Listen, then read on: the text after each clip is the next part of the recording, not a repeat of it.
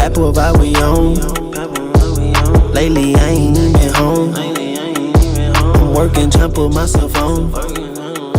Ain't chillin' till I'm on my throne. Apple vibe we on. Lately I ain't even home.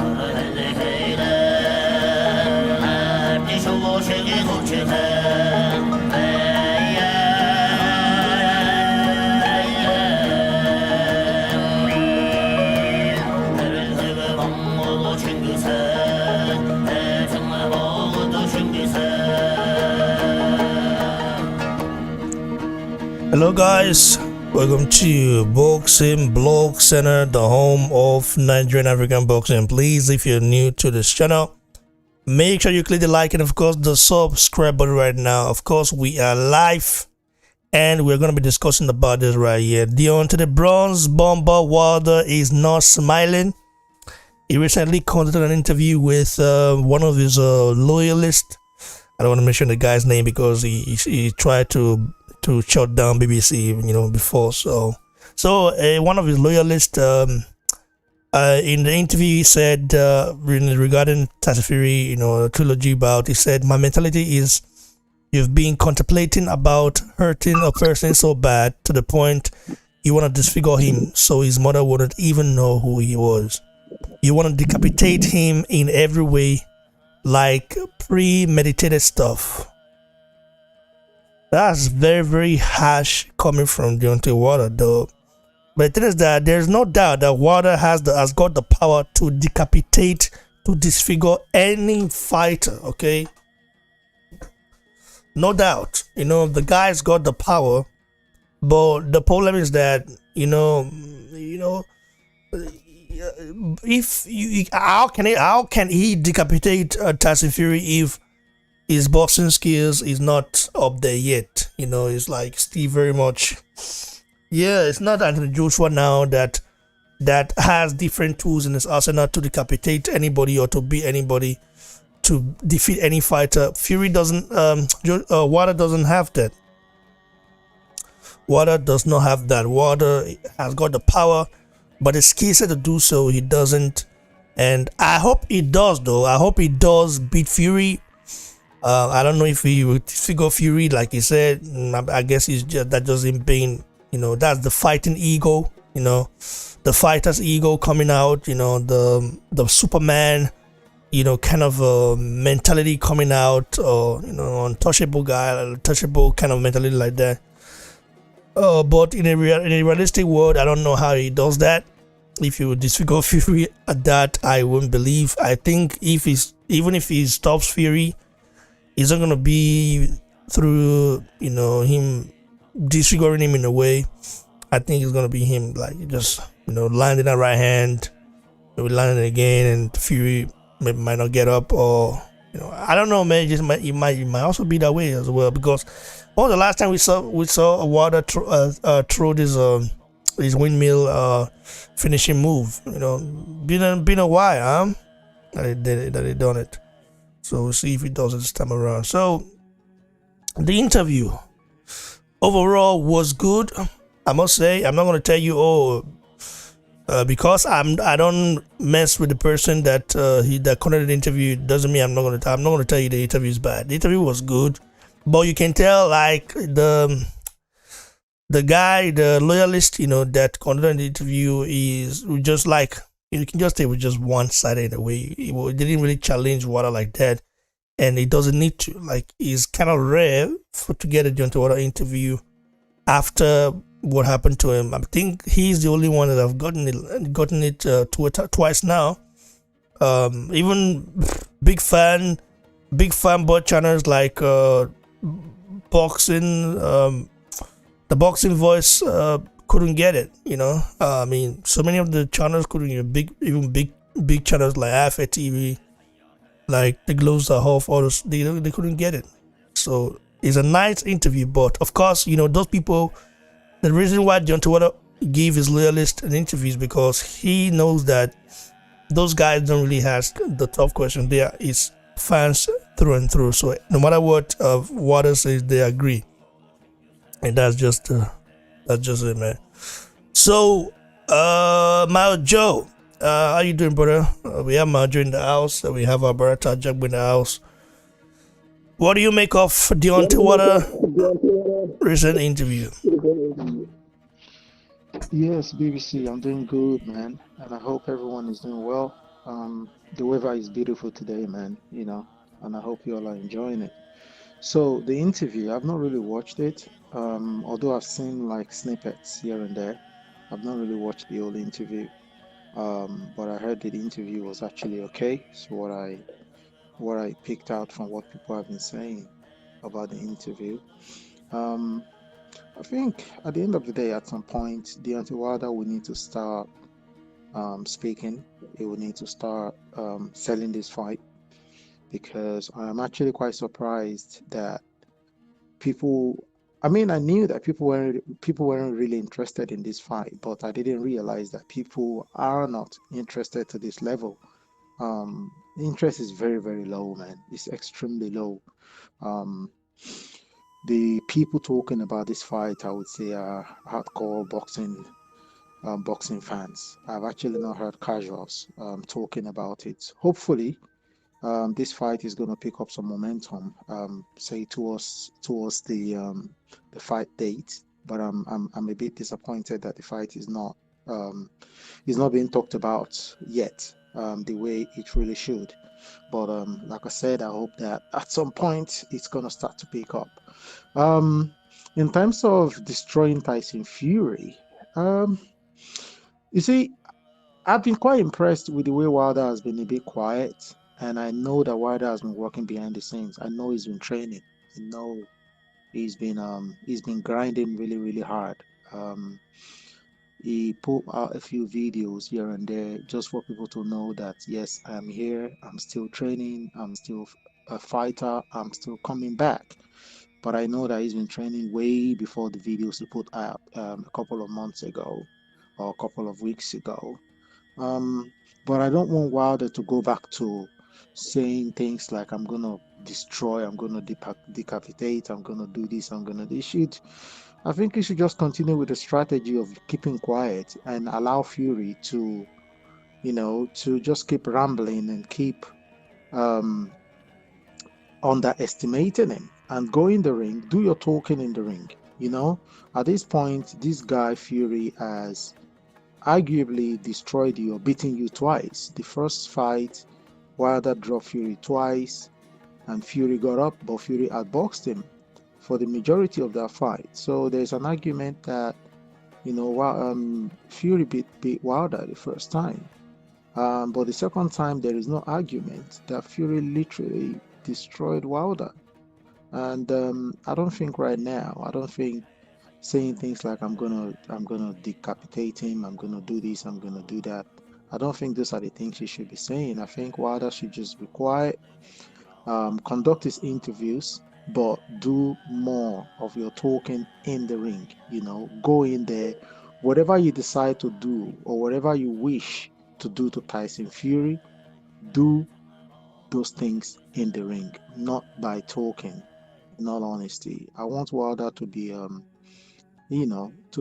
quiet and go in there and do a job on Fury.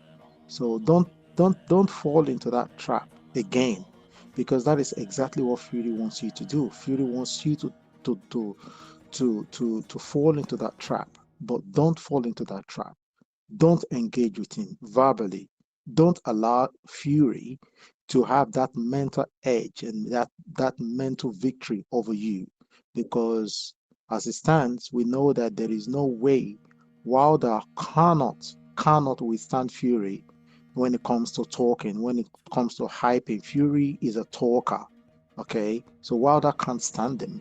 Wilder can't compete with him. So Wilder just needs to keep quiet as regards that. Do your job behind the scenes, and on the day, go in there and show the boxing world what you're still able to do. But don't fall into that trap of saying trash to the media.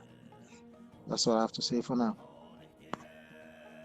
Thanks, brother. I do really appreciate it.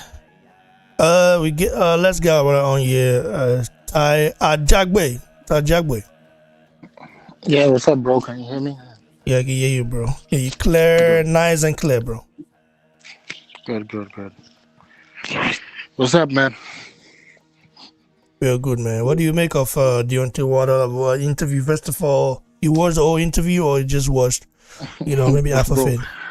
Bro, I'm not even a big fan of those guys. I won't even watch anything that comes out of their channel. So don't even ask me if I watched that interview. But if you tell me what they said, I could go ahead and maybe find a rebuttal. But I will never watch anything that comes out of that channel.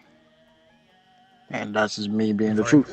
Can't wait to do. Normally, I block the guy, but someone sent me the link, so I unblocked the guy just to see it. And anyway, before we continue though, let's listen to Tyson Fury recent video right here. Message to Deontay Wilder. 8 weeks until I smash Deontay Wilder's face right in for him. Can't wait to do that 24th of July. Tune in. Day in the gym finished. Camp started today, guys. I've got 8 weeks until I smash Deontay Wilder's face right in for him. Can't wait to do that 24th of July. Tune in. Day in the gym finished. So Tyson Fury has started camp for Deontay Wilder. So what has he been doing then, man? I don't get this guy. He's really difficult, man. So he just started camp today. Anyway, continue, bro. Well, what was the word that Deontay Wilder said? Decapitate or? Yeah, decapitate, disfigure. Like he said, he just like when you like he's been imagining how he's going to get his revenge, either by disfiguring Fury's face in, decapitating him. As like he's like, of course that's like a confidence fighter's talk, which is the reality is gonna be very very different because the thing is that Wilder's got the power to do it, to decapitate anybody. Okay, Wilder's got the power, no doubt. He's got the power to knock anybody out cold. But the problem is that he doesn't know how to get to that point, especially when he's fighting someone that is very skillful or has got little skills. I've got some skill. Because if Joshua were to say this now, I will believe Joshua. I will believe it more. Because I know Joshua, he's not just gonna go out there to rely on his right hand till he lands. Joshua will implement so many tactics. He will go to the body. But I've seen Deontay Wilder's recent training clips. He's been going to the body, but is one thing practicing it on the punching bag and and putting it into reality. Yeah, bro. No, you know what? You're absolutely right about that. And what really it's to be expected from what Deontay Wilder said is, eventually Tyson Fury knows Deontay Wilder's only thing that he can do is tried to go for my head. Anything else in his arsenal is basically weak. Like somebody mentioned, yeah, Deontay Wilder can learn all those moves, but in the end, it's how you perform it in the ring, and it's not an easy thing to do. That is very true, because eventually, if you get tired and if you're getting pushed around the ring, you're gonna revert back to the old ways you were fighting. Because there's a saying, exhaustion, or this thing, what's it called, exhaust something, being tired makes a coward of us all. When you're exhausted, you're gonna revert back to the old way and start fighting again. you know Adding, I've said it, if Wilder learns one or two moves, just one or two moves, and he just adds it into his arsenal, and just uses those one or two moves with his phenomenal jab. Wilder has one of the best jab in the division. I can't lie about that. And if he uses that, implement those other two moves. I mean, those two moves that he should be working his ass off in this get in training, should be like a second thing to him. He can do damage to Fury. But now, if he thinks, oh, I'm automatically just gonna, work on one of these two moves and just not, only do it for just maybe one round and use my right hand, it's not gonna work, because your right hand is expected. It's not, you can't always throw a right hand.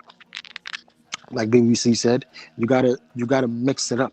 You can't throw that right hand. Is when your opponent is being too relaxed, is when you can throw a right hand. Much like when the Ortiz fight, the second Ortiz fight happened. I'm not saying Wilder was mixing it up. No, Ortiz got relaxed. Ortiz got too comfortable. Ortiz was tired, and he threw that right hand, even though Wilder wasn't doing shit. But that was a very good, smart game plan.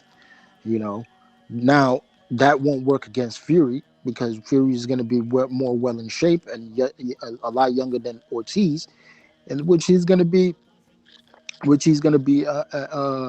playing with Wilder. So Wilder now has to just mix it up for Fury. Just you go especially going to the body a lot. That very underrated when it comes to Tyson Fury. People don't go to his body.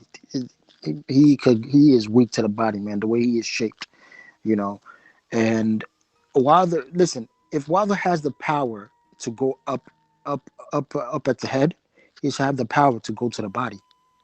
Man, going to the body in the heavyweight division is so underrated.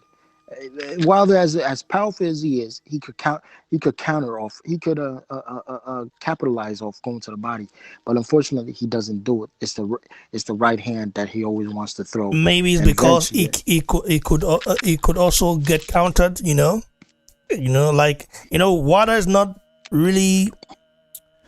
If Wilder was a good, if he was a solid counter puncher, and I believe he would have be one of the most feared men on the planet. But it just doesn't, skill set wise, he's just not there because he didn't learn it. It's got the power, no doubt. He will always carry that power. And Wilder would knock a lot of heavyweight out. Don't get it twisted. Not a lot of heavyweight has the head movement of Tyson Fury. So Wilder can knock a bull out. But the thing is that when he gets to fight someone as tricky, as awkward as Fury, it's not going to be easy. The same way when he gets to fight Joshua, because Joshua is not going to come in there. Joshua is powerful as well. Joshua is powerful. He's, technically is solid. So, if Wilder doesn't land a right-handed job, maybe he might land a few right hands, but he will also be ready to take some from Joshua. And I don't know if Wilder can take 2-3 right hands from Joshua. And let's not forget the famous Joshua's uppercut and the puller counter, which is also developed. So, if Wilder beats Fury, the Joshua problem is still there, And I don't know how if he can solve that problem, except maybe he catches Joshua with one right hand, straight right hand, or catches Joshua with something from above the sky, or from outside world in a way, then yeah. But if that's not the case, man, Joshua will break it down. I just think Joshua might break it down, to the body, and Joshua will catch him.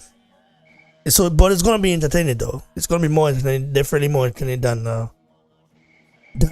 the Fury fight, because I think Joshua Wilder is just on a match that is a fight that needs to happen with or without a belt. Continue, bro. No, you're absolutely right, man. It'll be a complete different fight between Wilder and AJ. But like you said, Wilder just needs if he adds a couple more things to his arsenal, hopefully, which he's working on, and which he's been drilling into his head and into his body, which should be coming as a second nature to him. It will work well with him. But if he doesn't, and he becomes exhausted in that ring, he's going to revert back to the old Wilder, throwing wildly, and Tyson Fury's going to know what to do. He's going to know what to do. He's going to know. He's going to hunt for my head, and that's all he does. Or I know he's gonna use that jab, and all I got to do is block it and know the right time. Wilder is not the best at all in mid range, or even close, close to somebody when they're fighting. He's only good at long range fighting, and that's about it. He's not the best, when it comes to the mid range fighting and trying to find his distance. Because his those punches you could see, and if you time it right, you could slip those punches and really hit Wilder with a good one. Malik Scott said a 200 something man couldn't take out Wilder, but a 200 something pound man still beat Wilder in the end. It's crazy though how Malik Scott compare Wilder to Muhammad Ali. Wilder's to Muhammad Ali, it's crazy. As a total disrespect in a way, like, nah, man, the stories are not the same. Why do people always want to compare? Muhammad Ali is a different breed, man, to any heavyweight. His story is just so different. The era I grew up at, it's so different. Nowadays, I think the Black Americans have it easier than how it used to be back in the days. And how it used to be back in the days, this is how it is. It is how it is for African fighters now. Okay, for an African fighter, for example, to the African fighter in Nigeria, in Somalia, or anywhere in Africa, to make it big in the US, going to the US to make it big, like, the person has to be special. Actually, Ajagba is very special. Ajagba is here to make it big. You see what I'm saying? The barrier is already there. If Ajagba were to be an American, for example, I think it would be different. It would be different. And his character, because Ajagba's got that gentle guy's character. So, I think he's a kind of character that that a lot of people can relate with. Can relate to. Compared to people who want to see themselves as wannabe monsters or wannabe gangsters or so, So, yeah. So comparing Wilder to Muhammad Ali was, I heard, I was like, damn, man, why will you go there? Don't compare the greatest of all time to Wilder. Wilder is great in his own way. He's a good fighter. As a great puncher, good fighter, great puncher, but not at the level of the great Muhammad Ali. So I don't know. I don't know any fighter that I can compare to Ali in terms of what we like his life experience, not just boxing. Not as a boxing fan in a way. I forget about outside boxing, what he did. I don't know if any fighter today can replicate it. I don't know. It's gonna be hard because the guy was been through a lot.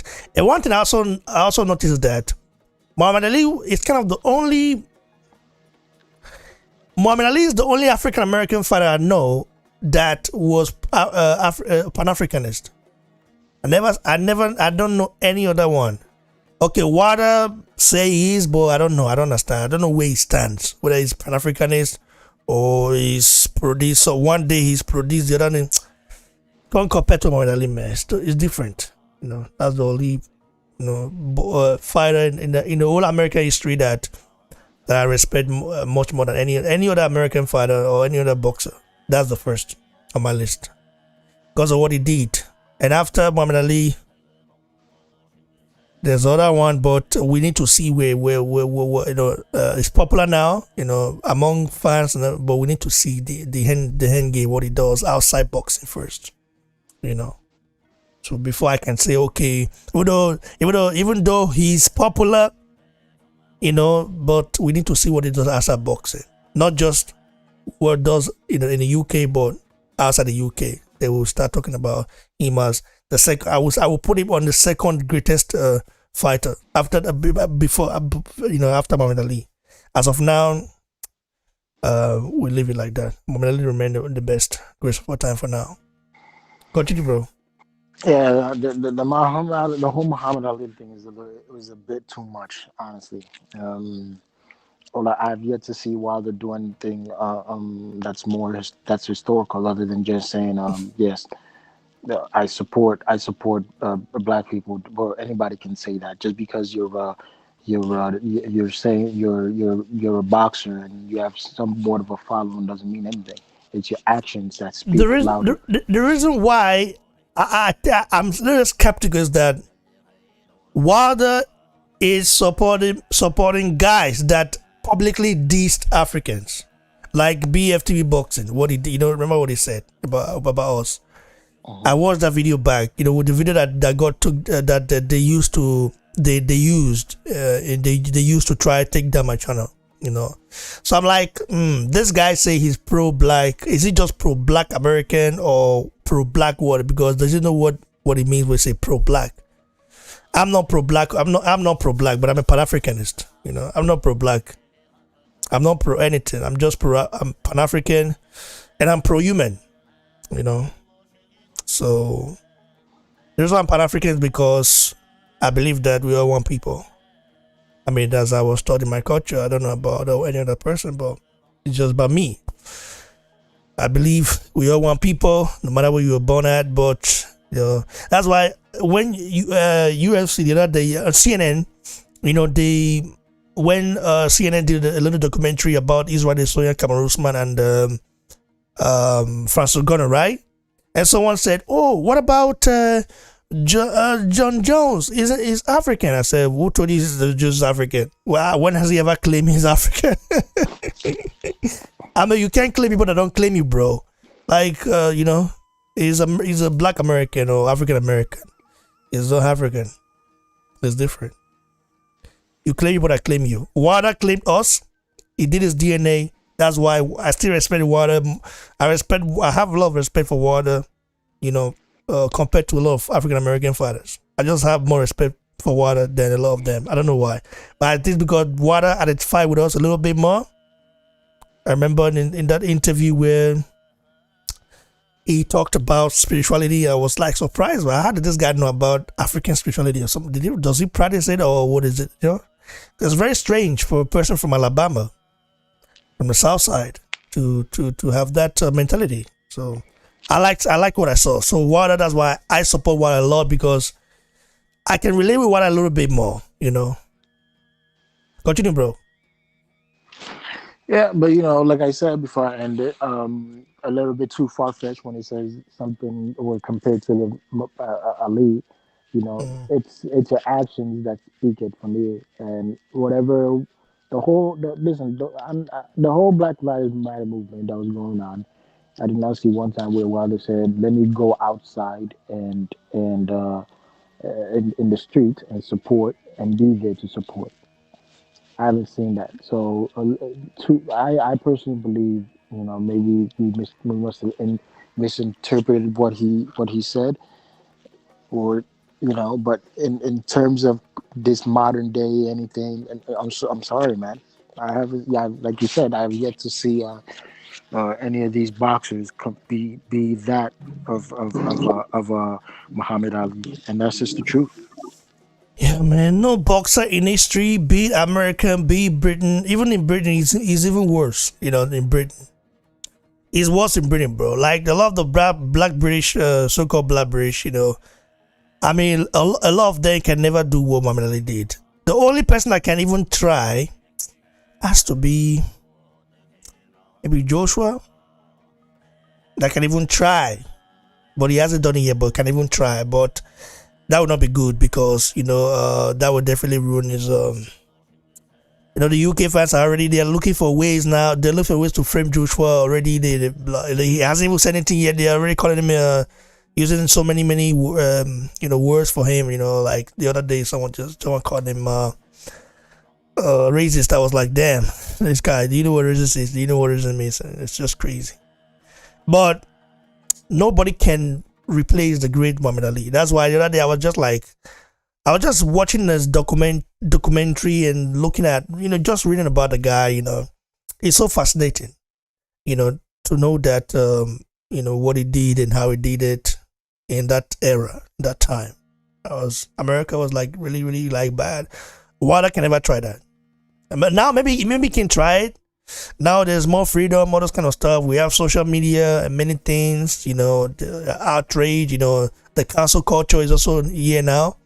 Back in the days, it was different, So, yeah. Let's talk about our brother Efe Ajagba. I just got a message from an inside source that Ajagba will be, competing next in July. He'll be fighting next in July. But I still don't know if he's going to be on the Wilder Fury undercard. Possibly. What do you make of it? How do you think? That would be huge, huh? Ajagba. Yeah, it would be good. It would be very huge because, like I've been saying, I was pretty disappointed that he wasn't even on the undercard of Fury versus Wilder, their last fight. Until he left PBC, and then he went on to sign with his new management team right now, which I think is better for him, anyways. But it would be good for him to get that exposure. Hopefully he gets it'll be against somebody decent at least. At this point, Efe Ajagba just needs to set the tone and say, I'm here. I'm not fighting, or I'm not falling backwards, or do not forget about me type of thing. It needs to show that I'm a big time prospect, and I'm very dangerous. And FA, I think he's one of the most improved prospects out there. I don't even know if I should still call him a prospect. He's been a prospect for such a long time now.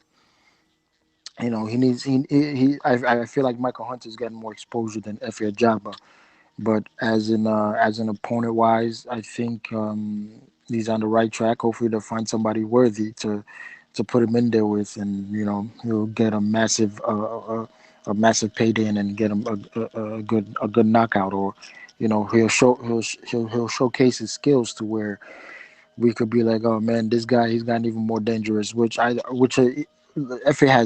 definitely has more arsenal in his skills than he lets on, and I believe his coach Corona that is working with him can absolutely really work on it to let him show it even more. He's exceptionally athletic for someone as big as he is, and I cannot wait.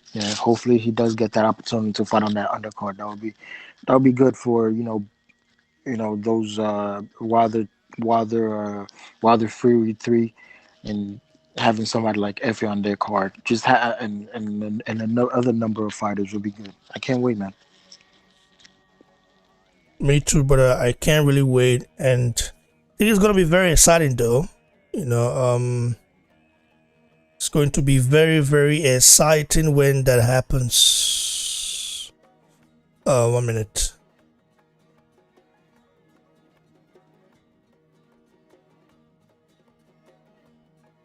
So it will be exciting when that happens because I just can't wait. I can't wait as well. My Joe, was your take? I mean, I'm happy that Efe Ajagba wants to stay active and is going to be active. That's what really matters, and that's how you grow a fighter. As a fighter, you grow by staying active and working on your, your footwork, for example, your ring IQ. Ajagba is still learning on the job, but he's got the tools, to go all the way, and I believe he will. He should stay. He should keep staying humble, being humble like he is now, and learning from his coach, listening and all that. And I think I see Ajagba as a future heavyweight champion, if of course he does what he's supposed to do. Yeah, I think it's, like you said, it's very, very important for Ajagba to stay active, especially now that he's with a new coach and he's trying new things. And I think that everyone will admit and accept that he's shown a little bit of an improvement in his last fight. He did show some improvement here and there.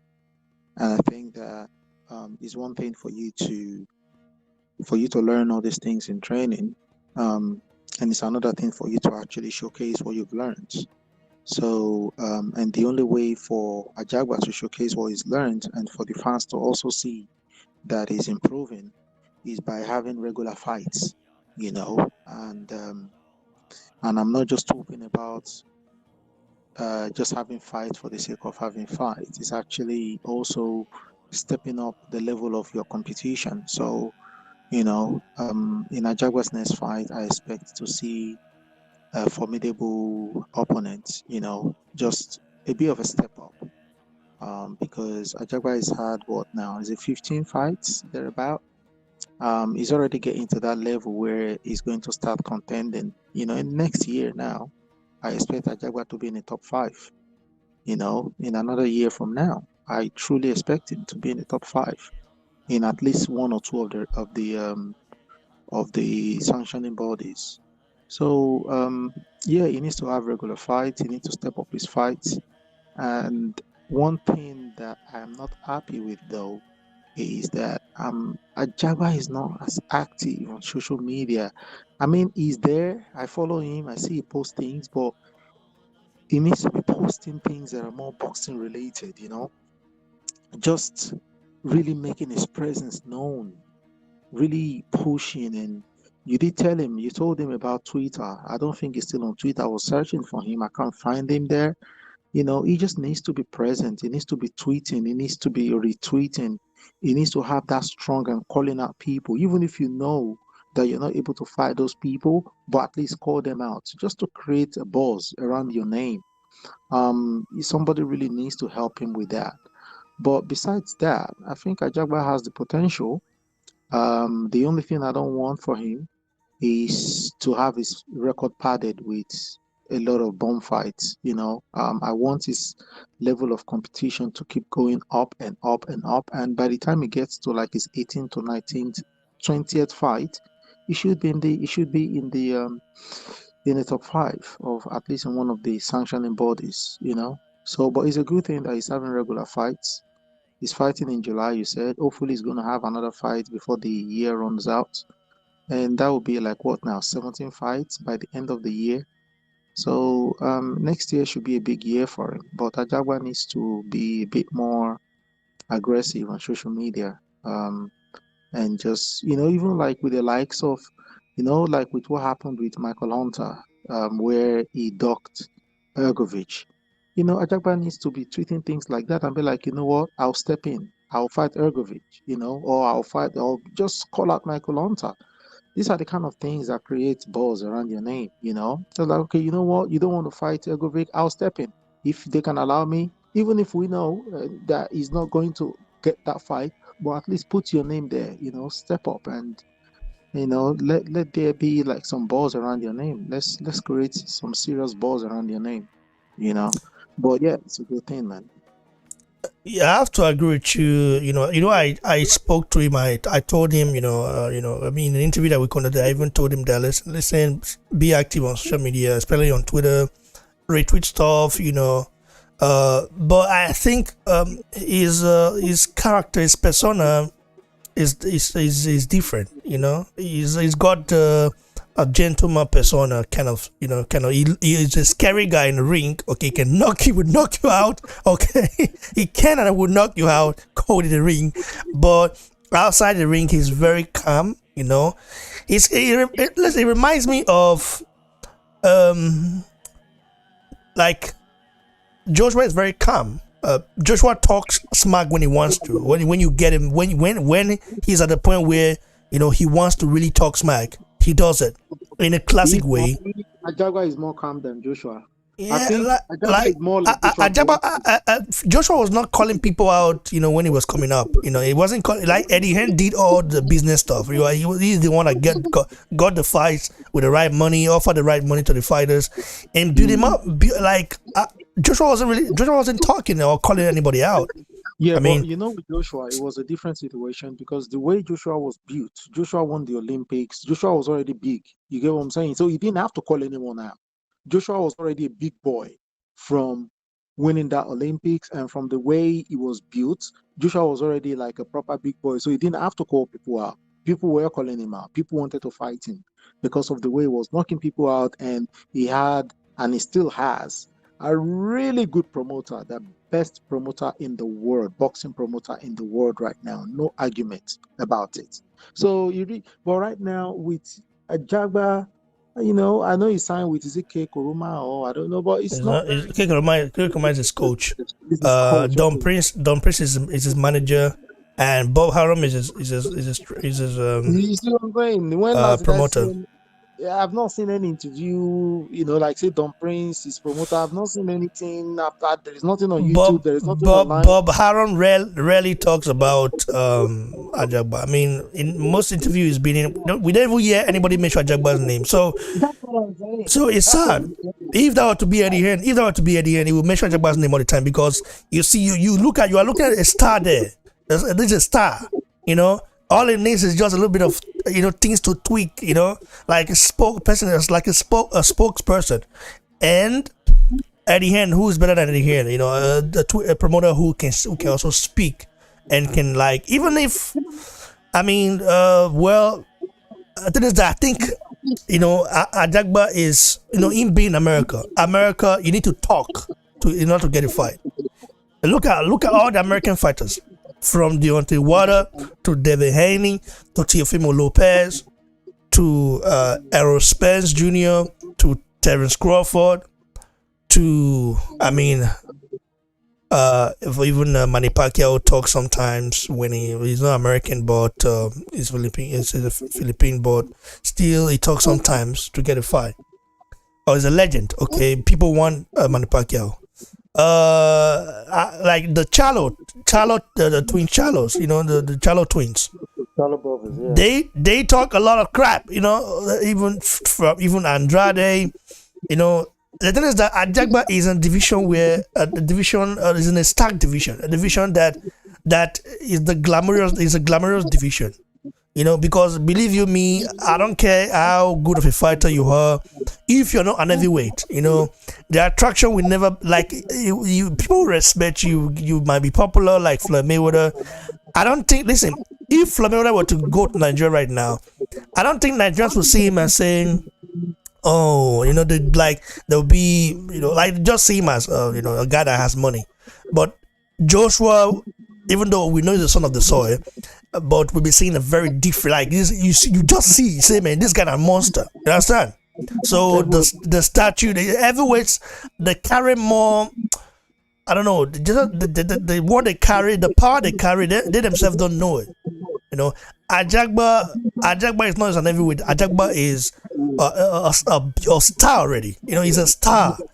He's just close to becoming a superstar. But all you need is a little bit of things to tweak. He's got great Listen, his Top Rank is, of course, one of the biggest in America, right? We got ESPN by then, but there needs to be a spokesperson for Ajagba. And I'm not gonna like I mean it's not in my position to suggest anything. But I did told him, listen, be active on Twitter, even Francis Ogano. Francis Ogano, for example, English is not his is not his language, okay? English is not his first language, okay? Even though Cameroon, they speak, they have two official languages there, the English and French. But French it comes from the French part. But yet you see how active it is on social media. Like whenever someone call him out, he respond, all this kind of stuff. So I believe Ajagba should respond, but in a classic way. And I think it needs maybe a PR team to do that. Or I don't know. You know what you need? What Ajagba needs, like I said before, just to add to it, is like, you see that example I gave, all right? A fight was going to happen between Hunter and Hergovich. Hunter ducked.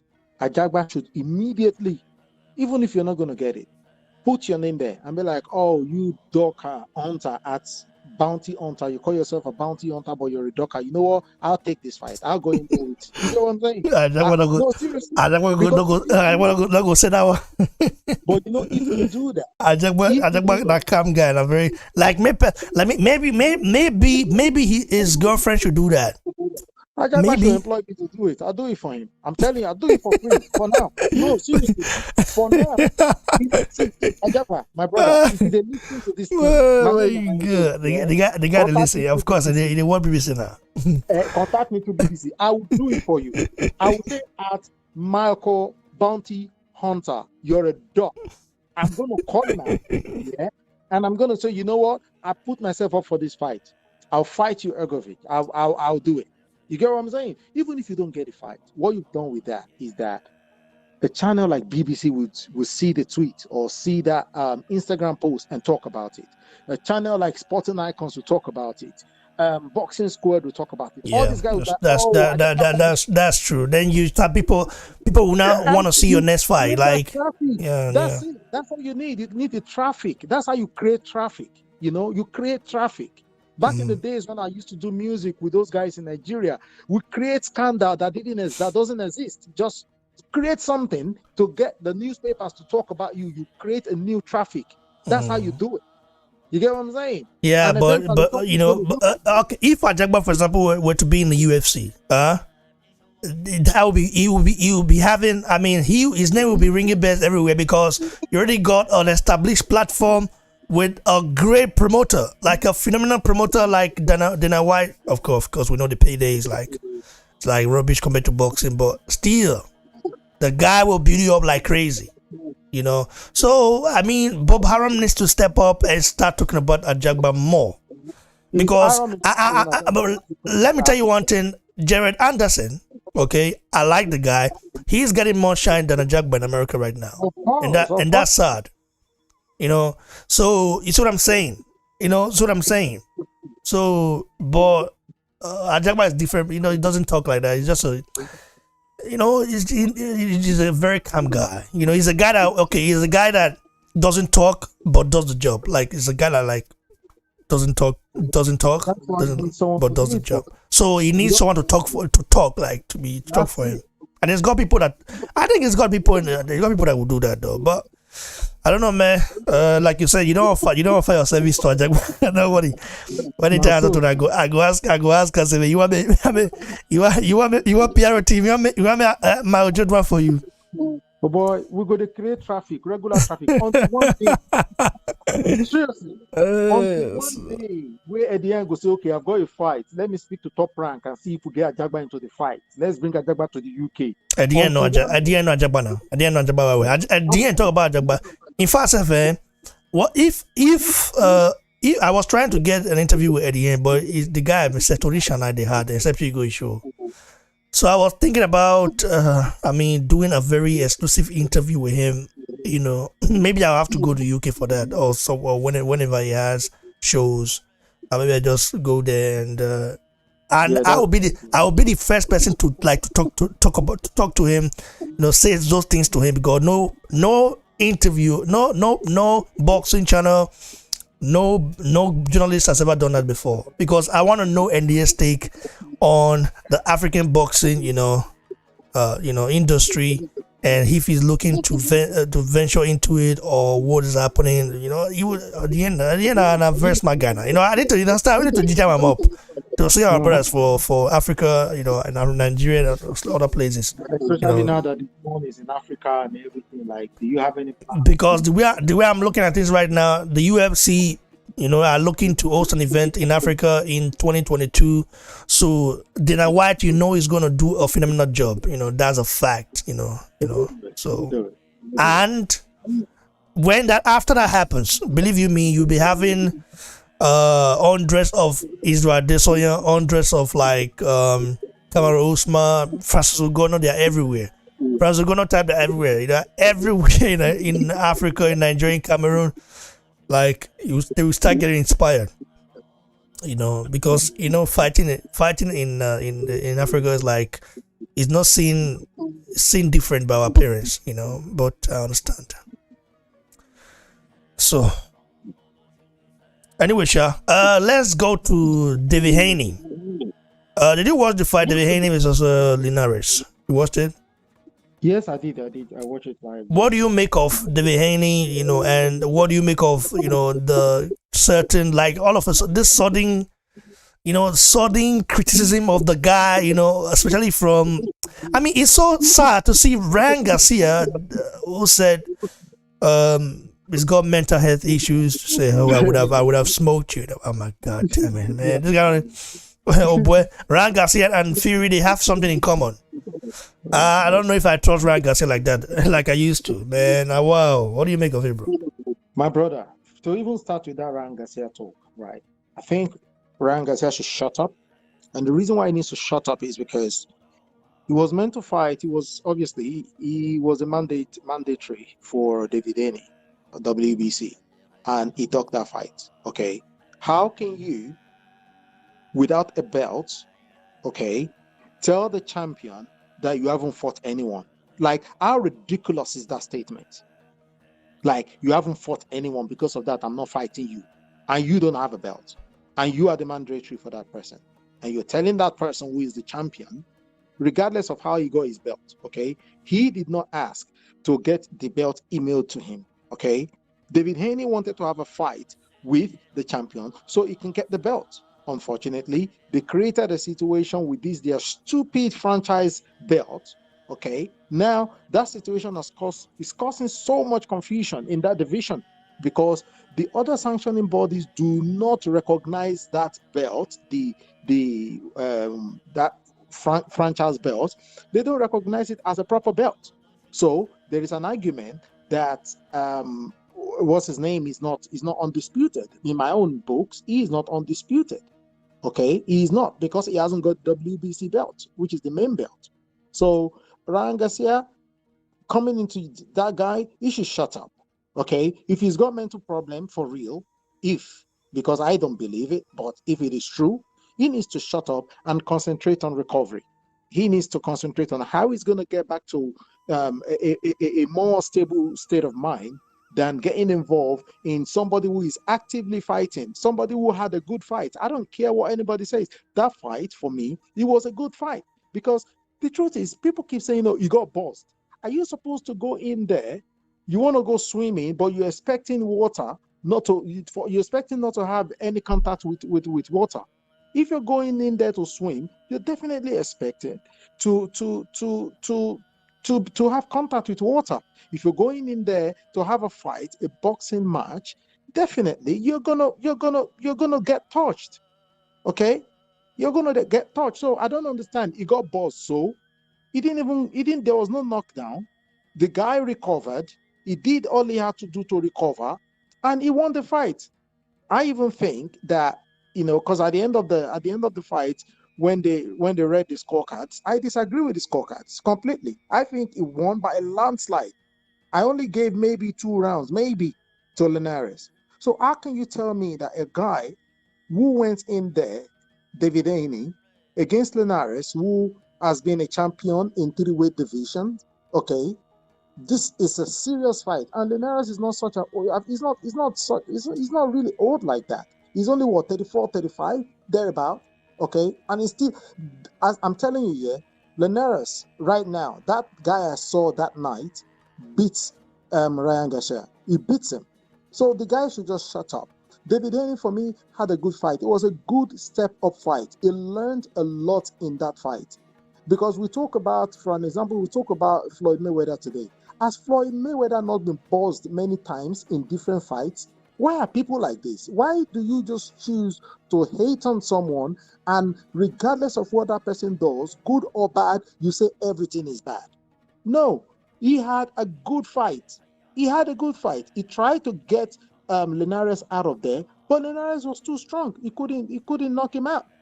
And I've always been saying this thing about knockout. Knockout is not the only thing in boxing. It is one part of boxing. Some fights, you're able to knock the person out, and in some other fights, you're not able to do it. On that night, he was not able to knock him out, but he beat him convincingly. There was no doubt in any way whatsoever that he won at least 10 rounds out of 12.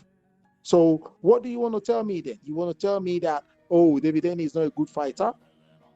I even think that David Haney against the what's the name of that guy now, the champion, the disputed undisputed in that division, Teofimo Lopez. Teofimo Lopez. You know, I think that fight between Teofimo against David Haney is a 60-40 fight. Teofimo 60 and David Haney 40. David Haney has a good chance, very, very good chance of beating Teofimo Lopez. Very, very solid chance because he's a better boxer. Defensively, he's better.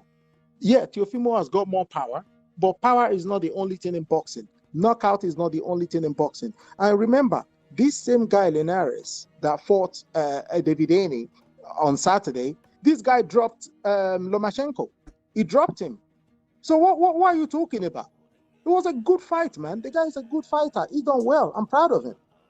And he's learned a lot in that fight. I believe that fight really could be his defining fight, where he went through adversity and he came out on the other end a winner.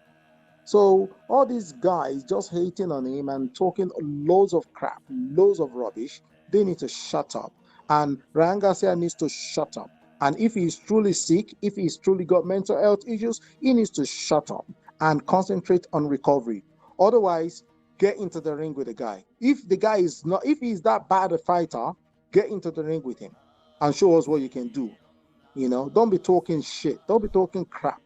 That situation really, really annoyed me. I was quite upset when I saw it. Like, how can you do that? How can you say that? You know, that's all I've got to say for now, bro. Thanks, brother. I have to say, I had to say that, bro, because David Haney, according to my own estimation, of the fight with Jorge Linares, I mean, the guy did well. Okay, it was a very defining fight for him. It was not. Linares is not a joke. Like, the guy is not a pushover. So I don't know why people got it twisted in a way. Linares dropped Lomachenko. He dropped him, right? Linares also dropped Lukambe, if I'm not mistaken. I think he dropped Lukambe when he fought. He did, yeah. He dropped him as well, yeah. So what are you saying right now? So Ryan Garcia got dropped by Lukambe, and of course we know how he won the fight. It was very, very good stoppage. At the same time, he got dropped. Then Haney wasn't dropped. He just got wobbled. Like, it happens. It's boxing, and was he hurt? Of course he was hurt a little bit. Yeah, for sure, you can tell. He was. That's why he had to do everything. He went back to the tactics, holding stuff to get off the way, make sure he doesn't lose that fight or get stopped. We all know that. I mean, that was old tricks, old boxing tricks, holding and all those stuff. But it's survival skills, man. You have to survive, and yeah. People criticizing the guy. Some people are saying, well, he got exposed. I think they have to give the guy props. He's not 23 years old now. 23 years old, right? 22. Yeah, 22. It's like Steve, very, very young. The guy is a small boy. He's a kid, Still he's a kid in the game. So let the guy grow. Like, the young shot grow. Is it because And the guy you look? Is it because the guy look older than his age or what? The guy's a kid. Let the kid grow. and So what are you saying? bro, and you need those kind of fights anyway. If you're going to go far in this sport, you need, you know what defined Joshua was when he actually fought Dillian White. Because after that Dillian White fight, going into the Klitschko fight, Joshua had already learned how to come through adversity. That yes, I might get buzzed. Yes, I might be hurt. But in that situation, I know what to do. I know how to recover. That was why when he went in there with Klitschko and he got dropped heavily, a lot of people wouldn't have been able to get up from that. It was a heavy, seriously, like if you watch that fight again, how Joshua got up and was able to recover, I don't understand, because man, it was a heavy dropping. He hit him right there on the jaw. Okay, so you need those kind of fights where you come through, you face some serious adversity, and you're able to overcome those adversities. So I'm actually happy that he got buzzed, and he showed his surviving skills there. That okay, if this happens again in another fight, in a bigger fight, I know exactly what to do. I know how to survive. I know how to recover. So what are people talking about? What are they talking about? Yes, man. I think it's jealousy and envy, and just total hatred, man, for the young kid, man. Let the young kid grow. The young shall grow. Like our brother in Ajagba, I know you have a lot to say about this. Yeah, man. I have a lot to say about this, man. Listen, man. listen. Speak your mind. Speak your mind, bro. With Devin Haney, I tell you, I was not one of his biggest fans. I'm being very honest. I was not one of his biggest fans, and I was skeptical of him up until this weekend, and I'm going to be exceptionally honest. But after this weekend, I was like, man, this guy is an exceptional boxer. When I tell you a boxer, he's one exceptional boxer. Let me start off with Ryan Garcia. Did we forget Ryan Garcia got dropped by Luke Campbell? And did we forget did we forget the fight between Luke Campbell and Linares? Luke Campbell lost to Linares, and Campbell didn't even wipe the floor with Linares like the way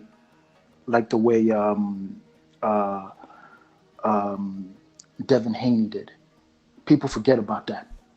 And I would think if Luke Campbell was to face Devin Haney would make short work of Luke Campbell. With regards to that, Ryan Garcia is when it comes to boxing skills wise, Ryan Garcia is nowhere next to Devin Haney. Devin Haney will box his ear off, and that's a fact. And people hate to see it. Listen, I was arguing with people on Twitter all over the weekend, and the funny thing is, you click on the bio. I'm not saying they're racist or nothing, but they just mainly Latin supporters. So they were supporting Linares, and they were hating on Devin Haney. So is the Latino against Latino versus the African American community, or what?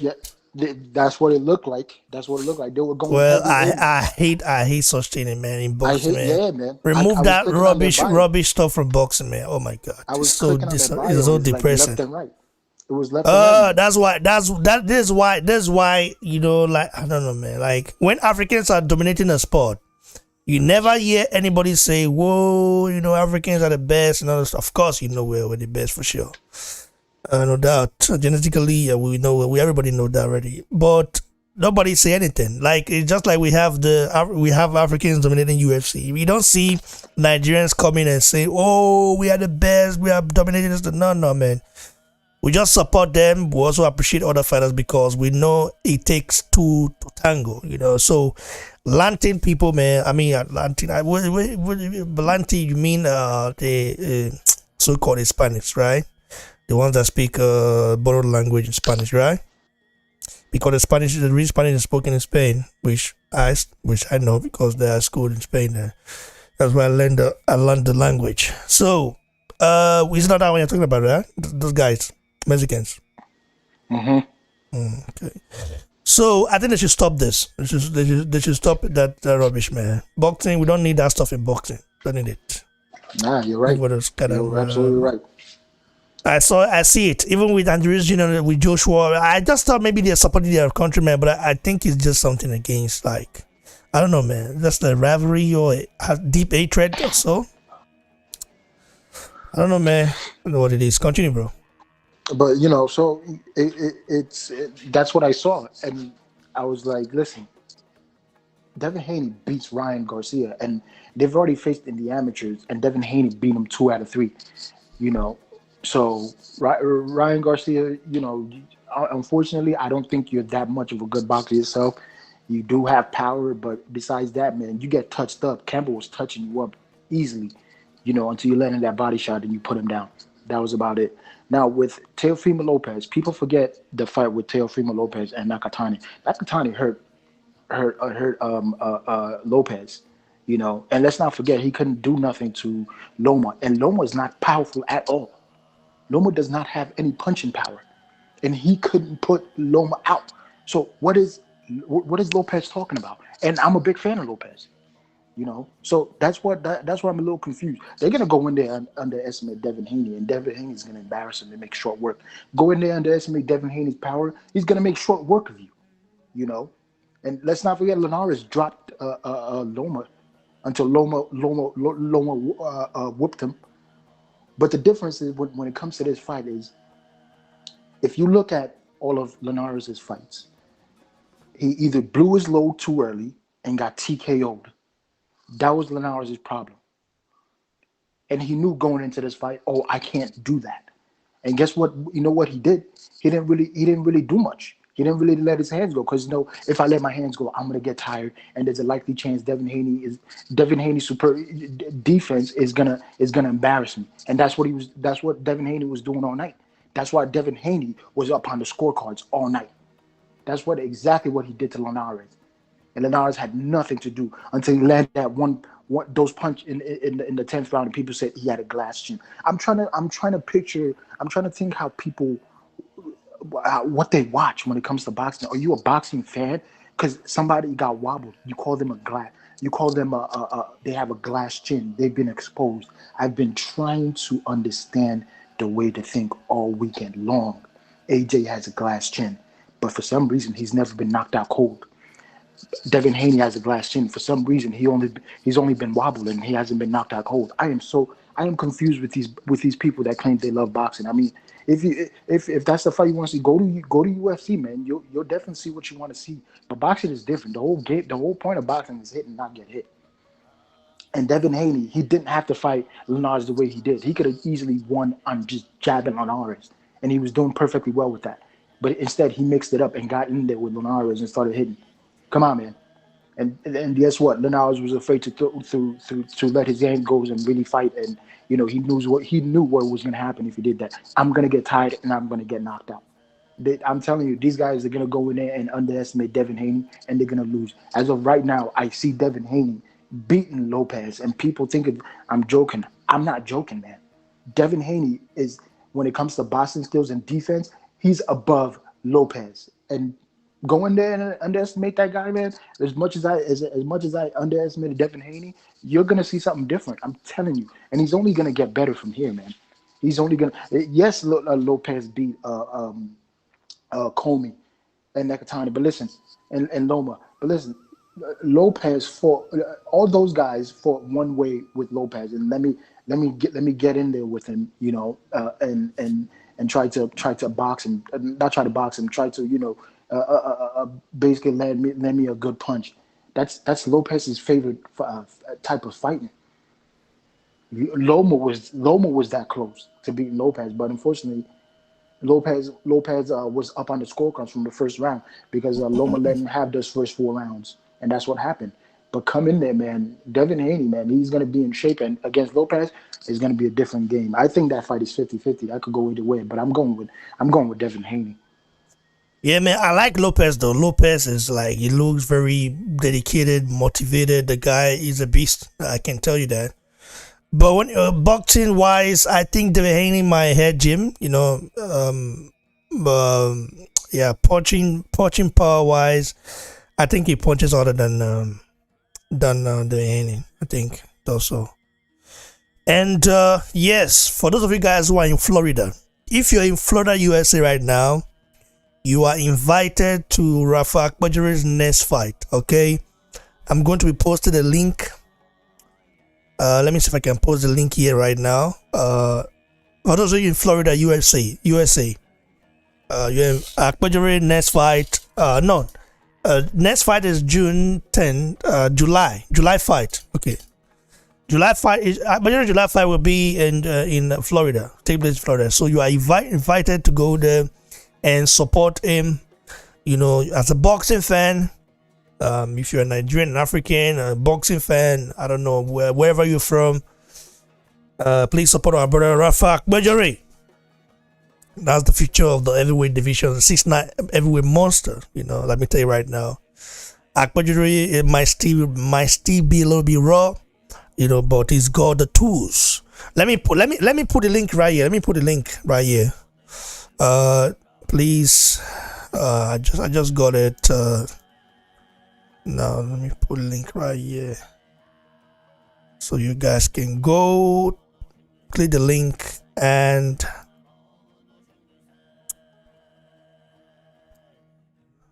let's see. All right,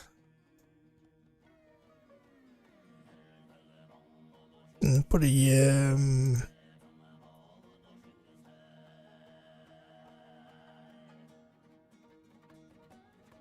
Where? Do you guys see the link there? Yeah, that's a link. Click that link to support Rafa Akpajari. You know, to go to his fight in Florida, July 11th or July 10th. Yeah, support our brother there. So God bless you all. Do you guys have anything to add to it before we move right here, brother? Ajagba and Majo. Anything else you want to add to it? No, I don't have anything else to add to it. You know, this will be some interesting fight coming up in August. Daniel Dubois versus Bogdan Daniel. I'm not a really big fan of that fight, but it is what it is. And nothing much to say, man. Thanks, brother. I appreciate you, bro. Thanks, Majo. God bless you. And we get in touch tomorrow. Catch up with you guys tomorrow.